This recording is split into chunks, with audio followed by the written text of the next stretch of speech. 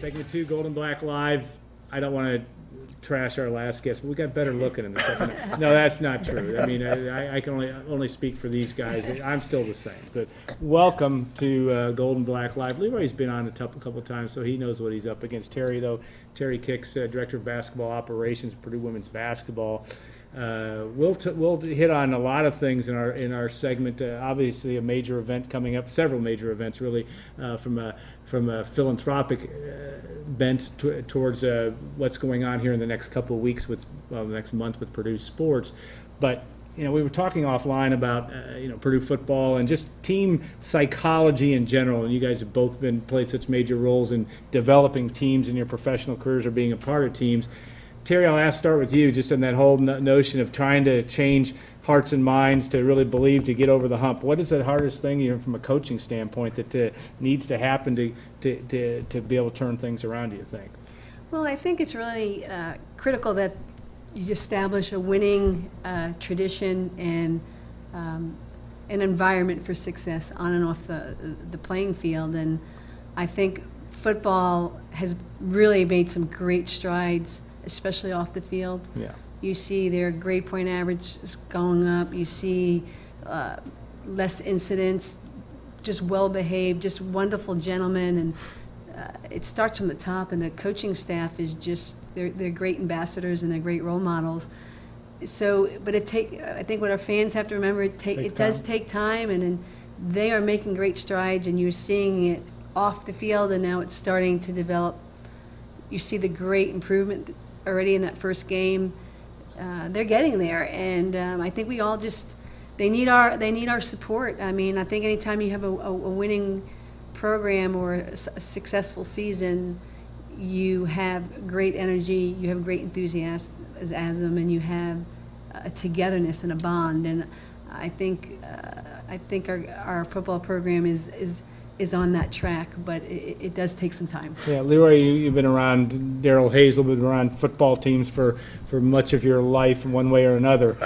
Winning and losing, a lot of winning, but it's what's that one little thing, the secret sauce to getting it turned around, do you think? Well, I just believe it's all about taking care of your responsibility and detail, sticking to the detail. The coaches have already supplied you with all of the intangibles. Now, just do them. But we still have to understand that it's a growth curve. We have a lot of young kids who are now on the field. And sometimes youth leads to difficult decision-making processes. And if a guy's out of bounds, he's out of bounds. So we don't have to hit him out of bounds. Let's hit him while he's on the field. So I think the growth curve or the learning curve has to be extended, not with the coaching staff, but when the players are in their locker room, when they go out to practice, they have to understand that, hey, guys, we have to take care of our business, whether it's Juan Bentley telling the linebacker, hey, guys, we are this unit, whether it's Frankie Williams or Anthony Brown on the corners. But it's all about sticking and staying with details, because if you stay with the details, you will iron out all the wrinkles sooner or later. Yeah, good answer. And Terry, you guys in Purdue women's basketball trip to Italy, and I'm sure there was a lot of good food and all that stuff, but it's it was obviously an important time to grow as a team. You guys are looking for a turnaround season certainly this year. What seeds of optimism and what did you try to get done from a team building standpoint, and Coach Sharon Versip and company trying to get that moving in a different direction? Well, the trip was all about developing our younger players with our experienced players that are returning, and having everybody contribute, and everybody had goals in the off season, and it was a great opportunity to play against some tremendous competition over there. We played 3 professional teams that were more experienced. They probably were in the age range of 22 to 28. But there was great growth. You saw a lot of our players really trying to gain confidence, and I think those wins and getting people playing times that they haven't had before is a good equation for us to grow and move forward. What was the best meal you had in Italy? Oh boy, there's a lot of them. We went. And had you ever been before? Had you been? I had been over one other time, but we did have one tremendous meal that. It was a combination of seafood, pasta, a lot of unbelievable side veggies, Yeah. but it all came at once, and it was it was a lot of food. It was crazy. It was a lot of fun. Yeah, That's yeah. great. Leroy, we got a question for you. You're gonna. This is a good question, but because you obviously were at Purdue in your heyday, and you had a lot to do with it. Purdue was a consistent.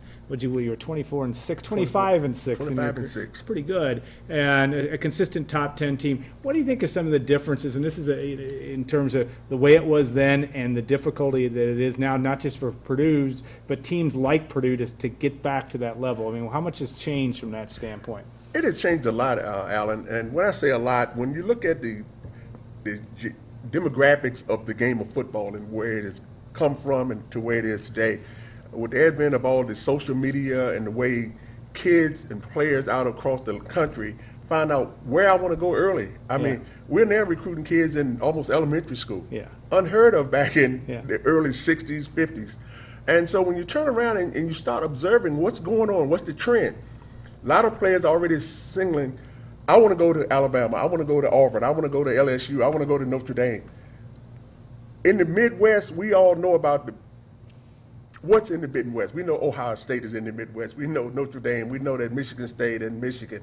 And so trying to get back on the page and compete in the recruiting wars, get people to believe in the fact that, hey, not only do I get a great education at Purdue University, I get the kind of small town atmosphere where I'm not really looked at as being a person of bad character.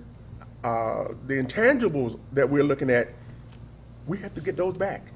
And I think Darrell Hayes and his staff are combing the country for that talent. But sometimes we sit back as the observer from the outside saying, well, what's wrong with Chicago? Why can't we get players out of Ohio State? Well, Urban Meyer's not going to let us come into Ohio until he get all the fruit off the vine. And so as I look at the game right now, players now have options. Once upon a time, if one school recruited you, that's where you went. Yeah. Now they have 6, 7, 8. They're taking so many trips, these kids are getting spoiled.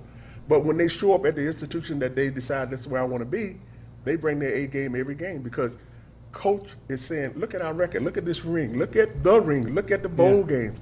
It's all about a tradition. We had it with Jack Mollenkoff. We didn't get all the notoriety because our schedule was short. But the bottom line is, we'd have gone to a bowl game almost every year we were here. But the players had to understand, we have to come together as a unit, as a team, to get the job done. We can't depend on our former players. We can't depend on the guy who's going to be coming. We got to take care of business right here, right now.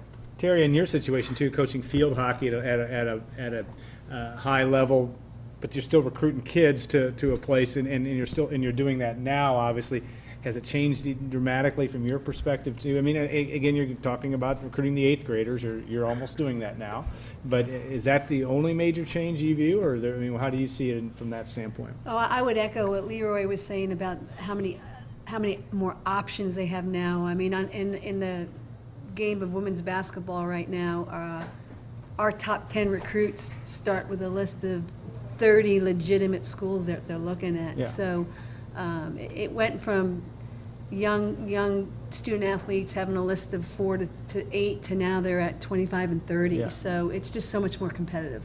Yeah, absolutely. Now we may get to the inspiring part of our show because you guys both are really been involved with so many events to benefit others, and this is an important thing.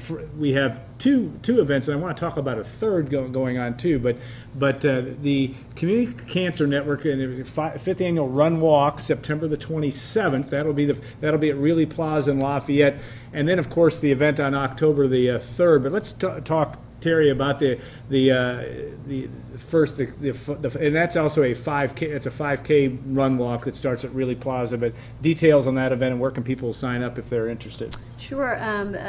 The Community Cancer Network is sponsoring a 5K run walk, and you can go to their website, which is the Community Cancer Network.org. Right? .org, yeah. And all the details will be on that site.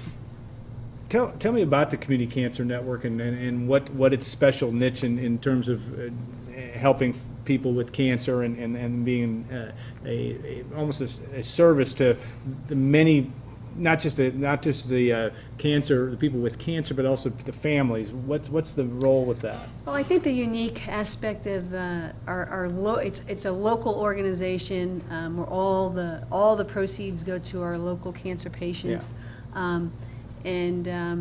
you know, it's trying to help patients to be able to have treatments, so the pre-treatments and then the recovery. So examples of that would be, you know, gas cards, wigs, nutritional needs. So it's really the everyday necessity that some patients don't have the resources for.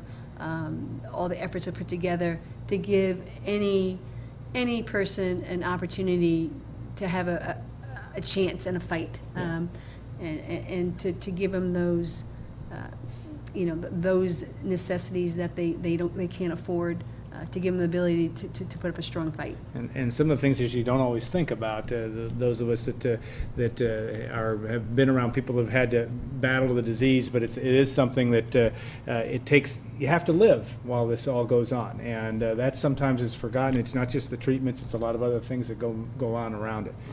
October 3rd, you're the primary speaker for the special night at the Purdue Memorial Union, and Chris, if you get to put that up there, Hope on the Horizon, an elegant affair. You guys will both look great that night. I know that you're a tux guy. Well, I'm kind of. When I saw black tie optional, I went like, whoa. I always take optional on that front. That means I might not. But see, Alan, I've gained so much weight lately. I don't know if I can get in my tuxedo. Yeah. But we're going to do the best we can. That means if I had to get out over the next 2-3 weeks and run and jog and do about 5,000 Herschel Walker type sit-ups to get rid of this pouch, hopefully I'll be able to get into the penguin, I call it the penguin suit, and deliver a good message that evening, because as Terry stated, and as we all know, I'm a survivor of cancer, so quite naturally it is not second to my heart. It is always in my heart. And there's a lot of us out there who kind of put it on the back burner, but we got to stand forth and let people know that, hey, we are battlers, we're going to win this fight, and we're not in it alone, because there's a lot of prayers going up daily for all of us who are in this fight. And as the Cancer Network, Community Cancer Network does, they are in the forefront trying to make sure that those who are less fortunate than others have all the aid and assistance they can to combat this dreaded disease. And this is Saturday, October the 3rd. 5:45 is kind of the happy hour, cocktails prior to the event as well. But this is an event that's going to be dancing and music, etc. This is a full night affair. Oh yeah, it's going to be a tremendous event.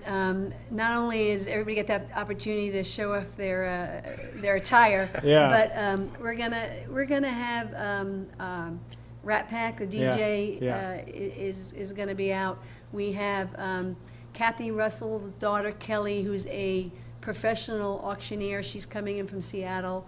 We've got some like 15 to 20 amazing live auction items that people are going to be able to bid on. And most important in my heart, and I'm sure with Leroy, is we have between 25 and 30 cancer patients in the community that are coming as our guests. And Christina Company is offering to doll them up before the event. And my niece from New York, who's in the fashion industry, they're donating 40 gowns that are coming in from New York to dress up anybody who's in need, that needs the patients or any of our guests that may need assistance having the nice attire. And it's going to be like, I think, an event that we haven't had in the Tippecanoe County, West Lafayette area in a long time, and we're really, really excited about it. You know, a question I have really for both of you, because you have to, having battled the disease, and cancer's affects really just about everyone, but how do you stay positive, and how do you keep it, you have to face this every day, because you're now a spokesperson for it, and having had to battle the disease, and both of you are doing well, but that's how do you keep yourself in that mindset of I have to tell this message every day? Well, I can only speak with my personal experience. When you sit and a lot of patients who have very long treatments, and in my case I had 9-hour treatments, so when I was in my treatment mode and I was around all the patients, I I think it's part of an athlete and all our Yeah. mindsets. I mean, I'm such a competitor, and I know Leroy is an amazing competitor, but you get in this mindset that you're up against the biggest fight of your life, Yeah. and your natural competitive instincts kick in. I was always okay. I was so worried and upset about what I was seeing in my treatments, how so many people had it so much more difficult and were fighting alone or didn't have the means. So I promised myself, when I made it through my situation and I was done fighting, I wanted to help however I could and as many people as I could. Yeah, Leroy? Well, you know, it's sort of like Terry said, you don't understand or know what the word quit is. There's no such thing as quit. And the encouragement that you get from your immediate family and then your extended family is so much rewarding. When I was going through my battle, I received a box of get well prayers from all the kids at Audubon Elementary School. Yeah. Now, I didn't know any of those kids, but just to think that someone else out there is praying for you, they're caring about you, they're thinking about you on a daily basis, and you say to yourself, the least I can do is do the same thing for someone else who may be going through the same thing that I'm going through. And how can we as a unit, as people who have had this or are going through this terrible disease, how can we unite and be of one accord? And I think that's what got me through it. I never once worried about it. I said, hey, I serve an awesome God, and therefore, it's in his hands. I mean, he gave me a great offense to work with, and then he gave me a great defense to work with. And so now all I had to do is just say, Leroy, follow his lead, follow the doctor's lead, and everything will be okay. Good. Well, great message from both of you, and both of you have inspired more than you'll ever know, because that's the thing that's important too, is that people don't always they can't always thank you, but that's the great power of where you both sit. You're high profile situations and where you can broadcast the message to so many people, and that's such an important part. Okay, again, October the 3rd will certainly be a special night. Hope on the Horizon, an elegant affair at Purdue Memorial Union. And again, check out communitycancernetwork.org, and if you're interested in doing that, and of course also the 5th annual Run Walk at Really Plaza the Sunday before that on September the 27th. Hunger Hike too, which is next week as well, with I know it's Coach Dave Shondell and Coach Sharon Versa both involved with that. So a lot of important events. Maybe some of the most important things that go on in your professional lives is what you can give to others, and you guys do a great job with that. Thanks so much for that. We'll look forward to that event and more, and thank you guys for coming on, and we'll look forward to bringing Brian Newbert for segment 3, as we'll talk a little bit about recruiting, a little about basketball, and maybe take another look at Indiana State as well. Segment 3 of Gold and Black Live coming up in a couple minutes. Stay tuned. We'll see you in a couple.